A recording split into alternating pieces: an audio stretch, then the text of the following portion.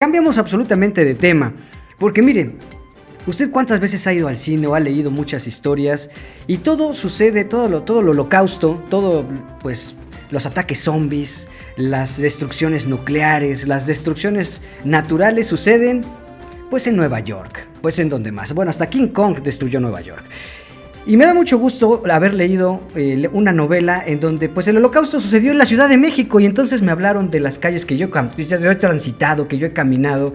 Y aquí está pues mi querido Alberto Chimal, el responsable de esta historia, La Noche en la Zona M. Qué gusto tenerte aquí, Alberto, bienvenido. Lo mismo digo, muchas gracias. Hace rato que no nos veíamos, pero... Sí. Y me acuerdo que en la última vez que nos llegamos a ver, me adelantaste un poco de esta historia que estabas esbozando en tu cabeza.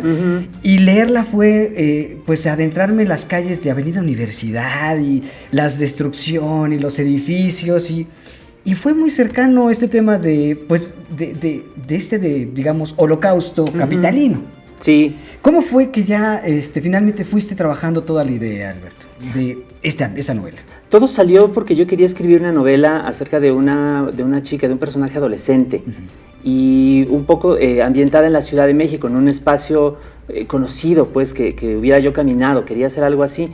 Y pues en estos últimos años, con la preocupación que ha habido acerca del calentamiento global, pues de estas turbulencias que hay en la vida internacional, pues el surgimiento del fascismo, del racismo, todos estos temas de ahora, se me ocurrió que podía valer la pena pues tratar de hacer esa historia, digamos, en este formato o en este género pues futurista, de anticipación, de narrativa especulativa, ¿no? Que finalmente siempre habla del presente, ¿no? De lo que tememos que pudiera llegar a pasar a partir de lo que nos preocupa en el momento. Y como este personaje iba a estar en la Ciudad de México, dije, pues que esté en esta Ciudad de México del futuro, donde ya pasó lo peor que temíamos que pudiera pasar, pero entonces hay que preguntarse qué sucede, qué más puede ocurrir. Exactamente, y de pronto vamos aventurándonos en una historia en la que, por supuesto, hay más mujeres que hombres, digamos, digamos como protagonistas. Eso también me gustó mucho, me llamó la atención. Hay una abuela, ¿no? La abuela, y de pronto también nos presentas a unos seres extraños que no sabemos si son monstruos, qué son, pero que generan temor en la gente. Sí. Lo que sucede en esta catástrofe, por una parte, es que pues, la civilización, probablemente en el mundo entero, ellos mismos no saben, pues retrocede como un poco hasta la Edad Media o hasta el tiempo de la Triple Alianza, ¿no? Diríamos acá, ¿no? De los reinos combatientes en lo que antes fue la Ciudad de México, y vuelven como todas estas leyendas de los monstruos en los lugares oscuros, ¿no? Los cuentos para asustar a los niños, pero y de ojos brillantes. Claro, pero a lo mejor algo hay de verdad en esos cuentos, ¿no?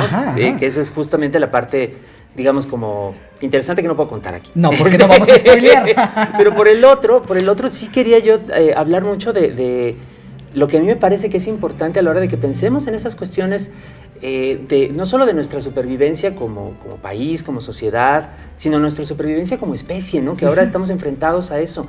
Y en la presencia de la abuela, la presencia de las amistades de este personaje, la presencia digamos, como de aquella red que está a su alrededor, que le permite sobrevivir, apoyarse, también era muy importante para mí, porque creo que, al contrario de lo que sucede en aquellas historias de Nueva York o de donde sea, si vamos a sobrevivir, va a ser todos juntos, no va a ser por separado, y no va a ser quien tenga más armas o quien tenga una fortaleza, ¿no? Como en las series de televisión, sino va a ser quien consiga ayudarse más y ayudar más a quienes le rodean. Las mejores alianzas. Las mejores alianzas, el conocimiento, el cuidado también. Y fíjate que eso también está muy padre porque, digo, tú lo sabes mejor que nadie porque eres un fan de la literatura de ficción y de ciencia ficción y de fantasía. Y siempre en todas las historias de ciencia ficción hay un trasfondo de crítica social, de crítica hacia la sociedad, etcétera, etcétera. Y aquí también lo encontramos de esa manera, ¿no? Como esos textos o las novelas de Ursula K. Le Guin, etcétera, etcétera.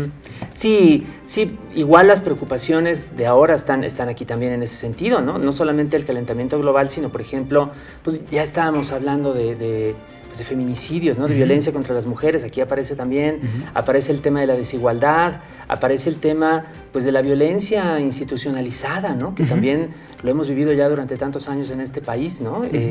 Cómo hay territorios que son de pronto pues no propiedad del Estado, sino propiedad de quién sabe quién, ¿no? Todo eso aparece aquí también. Y sí, es de alguna manera pues señalarlo, colocarlo en un escenario distinto para poder criticarlo. ¿Fue muy complicado para ti ir desarrollando toda la novela, Alberto? Pues más de lo que yo esperaba, fíjate, ¿Sí? Porque sí, desde muy pronto pensé, me tengo que alejar como del cliché de las historias apocalípticas, Exacto. no quiero que esto sea Walking Dead, ni Exacto. nada así. Y entonces hubo que investigar cosas que no se suelen considerar. O sea, por ejemplo, ¿cómo sobrevive la gente? ¿No?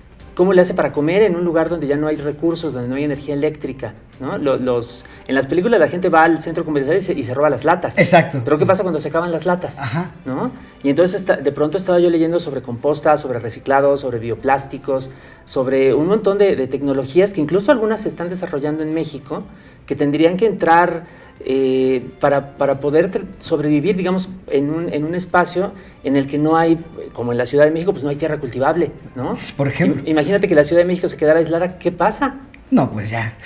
Esas cosas las tuve que poner a investigar. La noche en la zona M del Fondo de Cultura Económica, que bueno, pues se puede encontrar ya en cualquier librería, obviamente en las del Fondo de Cultura, Educal, etcétera, etcétera. ¿En las virtuales también? En las virtuales. Mi querido Alberto, en verdad un gusto tenerte aquí, poder platicar contigo.